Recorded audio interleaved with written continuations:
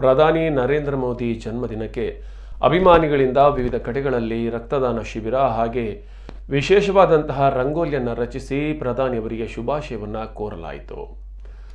ಪ್ರಧಾನಿ ನರೇಂದ್ರ ಮೋದಿ ಜನ್ಮದಿನಕ್ಕೆ ರಂಗೋಲಿ ಮೂಲಕ ಶುಭಾಶಯವನ್ನು ಕೋರಿದ್ದಾರೆ. ರಂಗೋಲಿಯಲ್ಲಿ ಅರಳಿ ಬಂದಿದೆ ಮೋದಿ ಭಾವಚಿತ್ರ. ಸಾಸ್ತಾನ ಚೆನ್ನಕೇಶವ ಹಾಲ್ನಲ್ಲಿ ಈ ಒಂದು ರಂಗೋಲಿಯನ್ನು ಬಿಡಿಸಲಾಗಿದೆ. ಚಿತ್ರಕಲಾವಿದೆ ಸ್ಫೂರ್ತಿ ಆಚಾರ್ ಮತ್ತು ಅಶ್ವಥಾಚಾರ್ ಕೈಚಳಕದಲ್ಲಿ 12 ಅಡಿ ಎತ್ತರ 7 ಅಡಿ ಅಗಲದ ನರೇಂದ್ರ ಮೋದಿಯ ರಂಗೋಲಿಯನ್ನು ರಚಿಸಿ ಶುಭ ಕೋರಿದ್ದಾರೆ.